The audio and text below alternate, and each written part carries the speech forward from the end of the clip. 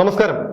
മൊബൈലിൽ ഒരാളെ കോൾ ചെയ്യുമ്പോൾ പോലും നമുക്ക് സൈബർ തട്ടിപ്പുകളെ കുറിച്ച് ആവർത്തിച്ചുള്ള അറിയിപ്പുകൾ കിട്ടാറുണ്ട്. പലരെയും വെർച്വൽ അറസ്റ്റ് ചെയ്ത് കോടികൾ തട്ടിച്ച വാർത്തകൾ ഓരോ ദിവസവും പുറത്തു വരുന്നുണ്ട്. പക്ഷെ എത്ര കിട്ടിയാലും പഠിക്കാത്തവരാണ് നമ്മൾ മലയാളികൾ. സ്വയം വിശേഷിപ്പിക്കുന്നത് പ്രബുദ്ധർ എന്നൊക്കെയാണെങ്കിലും ഇതുപോലെ ഭൂലോക മണ്ടന്മാർ കേരളത്തിലല്ലാതെ മറ്റെങ്ങും ഉണ്ടാകില്ല. അത്തരമൊരു സംഭവമാണ് ഇപ്പോൾ തിരുവനന്തപുരത്ത് നടന്നിരിക്കുന്നത്. തിരുവനന്തപുരത്തുകാരനായ ഒരു 51-കാരനിൽ നിന്ന് വിർച്വൽ അറസ്റ്റിലൂടെ തട്ടിപ്പുകാർ തട്ടിച്ചെടുത്തിരിക്കുന്നത് 1,84,00,000 രൂപയാണ്. തിരുവനന്തപുരം കവടിയാർ സ്വദേശിയായ ഇദ്ദേഹം ഒരു സ്വകാര്യ കമ്പനിയിലാണ് ജോലി ചെയ്യുന്നത്. CBI ഓഫീസർ ചമഞ്ഞ് വീഡിയോ കോളിൽ ഭീഷണിപ്പെടുത്തി ഇയാളെ അറസ്റ്റിലാക്കി വെച്ചിരുന്നത് 1-2 ദിവസമൊന്നുമല്ല, 24 ദിവസത്തോളമാണ്. തട്ടിപ്പിന്റെ തുടക്കം ഇങ്ങനെയാണ്. ടെലികോം അതോറിറ്റി ഓഫ് ഇന്ത്യയുടെ ഡൽഹിയിലുള്ള ഓഫീസിൽ നിന്നാണെന്ന് പരിചയപ്പെടുത്തി ഒരു ഫോൺ കോൾ വരുന്നു.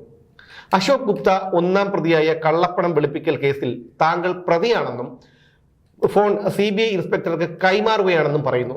പിന്നീട് CBI ഉദ്യോഗസ്ഥൻ എന്ന് പരിചയപ്പെടുത്തിയ ആൾ തട്ടിപ്പിനിരയായ വ്യക്തിയെ ഭീഷണിപ്പെടുത്തി ബാങ്ക് അക്കൗണ്ട് വിവരങ്ങൾ മനസ്സിലാക്കുന്നു. ഈ വ്യക്തിയെ വിർച്വൽ അറസ്റ്റ് ചെയ്തതായി വിശ്വസിപ്പിച്ച ശേഷം ബാങ്ക് പാസ്ബുക്കും മറ്റു രേഖകളും അയക്കാൻ ആവശ്യപ്പെടുന്നു. ഇയാൾക്ക് ബാങ്കിൽ സ്ഥിര നിക്ഷേപമുണ്ടെന്ന് മനസ്സിലാക്കിയ തട്ടിപ്പു സംഘം പണം നിയമവിധേയമായാണോ എന്ന് പരിശോധിക്കണം എന്നാവശ്യപ്പെടുന്നു. ഇല്ലെങ്കിൽ കേസെടുക്കുമെന്ന് മുന്നറിയിപ്പും നൽകുന്നു. കേസിൽ പ്രതിയാകുമെന്ന് പേടിച്ച് ഇയാൾ പണം അയച്ചു കൊടുക്കുകയും ചെയ്തു. ബാങ്കിൽ നിക്ഷേപിച്ചിരുന്ന പണം തികയാതെ വന്നപ്പോൾ ബാങ്കിൽ നിന്ന് വായ്പയെടുത്ത് തട്ടിപ്പുകാർക്ക് അയച്ചു കൊടുത്തു. ജനുവരി 14-ാം തീയതി മുതൽ ഫെബ്രുവരി 7-ാം തീയതി വരെയാണ് ഈ മണ്ടനെ തട്ടിപ്പുകാർ കബളിപ്പിച്ചത്. തന്നെ തട്ടിപ്പുകാർ വഹിക്കുകയാണെന്ന് ഇയാൾ മനസ്സിലാക്കിയത് 10-22 ദിവസം കഴിഞ്ഞാണ്. അതോടെ വേറെ വഴിയില്ലാതെ പുള്ളിക്കാരൻ തിരുവനന്തപുരം സിറ്റി സൈബർ പോലീസിൽ പരാതി നൽകി. പണം അയച്ചു കൊടുത്ത ബാങ്ക് അക്കൗണ്ടുകളും വിളിച്ച ഫോൺ നമ്പറുകളും കേന്ദ്രീകരിച്ച് സൈബർ ക്രൈം പോലീസ് അന്വേഷണം തുടങ്ങിയിട്ടുണ്ട്. ഉത്തരേന്ത്യയിലും മറ്റുമുള്ള കുഗ്രാമങ്ങളിൽ ഇരുന്ന് സ്കൂളുകളിൽ പോലും പോകാത്ത വേന്ദ്രന്മാരാണ് കോർപ്പറേറ്റ് കമ്പനികളിൽ ജോലി ചെയ്യുന്ന വിദ്യാഭ്യാസമുള്ളവരെ കബളിപ്പിക്കുന്നത് എന്നോർക്കണം. തങ്ങളെ കൊണ്ട് കഴിയുന്ന തരത്തിലൊക്കെ പോലീസ് പൊതുജനങ്ങൾക്ക് മുന്നറിയിപ്പ് നൽകുന്നുണ്ട്. ഇത്തരം തട്ടിപ്പ് വാർത്തകൾ ഓരോ ദിവസവും പുറത്തു വരുന്നുമുണ്ട്. ഇതൊക്കെ കണ്ടിട്ടും ഇവറ്റകൾ പഠിക്കുന്നില്ല എന്ന് പറഞ്ഞാൽ പിന്നെ ആരാണ് ഇതിനൊക്കെ ഉത്തരവാദികൾ? ഇത്തരമൊരു കോൾ വന്നപ്പോൾ തന്നെ പോലീസിൽ അറിയിച്ചിരുന്നെങ്കിൽ അയാളുടെ പണം നഷ്ടപ്പെടില്ലായിരുന്നു. ഇതിപ്പോൾ അയാൾ തന്നെയാണ് ഉത്തരവാദി.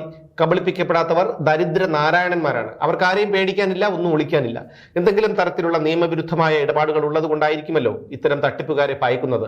എന്തായാലും തിരുവനന്തപുരത്തെ 1,84,00,000 നഷ്ടപ്പെട്ട ഭാഗ്യവാനെ കുറിച്ചുള്ള കൂടുതൽ വിവരങ്ങൾ പുറത്തുവിട്ടിട്ടില്ല. എത്രയൊക്കെ മുന്നറിയിപ്പ് നൽകിയാലും അതിലൊന്നും പഠിക്കാതെ ഇനിയും ഓരോരുത്തർ ഇത്തരം തട്ടിപ്പുകളിൽ വീണുകൊണ്ടേയിരിക്കും. ഓരോ ജീവിതവും ഓരോ കഥകളാണ്, വേറിട്ട കഥകളുടെ ഒരു കൂട്ടായ്മ. വേണമെങ്കിൽ നമുക്കതിനെ ഒരു നോവലെന്ന് പേരിടാം. അതുപോലൊരു നോവലല്ലേ നിങ്ങളുടെ ജീവിതവും? എന്താ, ശരിയല്ലേ?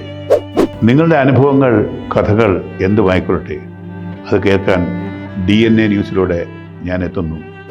കഥ പോലൊരു ജീവിതം, അതിനായി ഞാൻ നിങ്ങൾക്ക് വേണ്ടി കാത്തിരിക്കുന്നു. നമുക്ക് ഒന്നിച്ച് കാണാം, കുറേ കാര്യങ്ങൾ സംസാരിക്കാം, വേദനകൾ പങ്കിടാം. നിങ്ങളുടെ വിഷയങ്ങൾ, അനുഭവങ്ങൾ അത് ഞങ്ങളെ അറിയിക്കേണ്ട വിലാസം താഴെ കൊടുക്കുന്നു.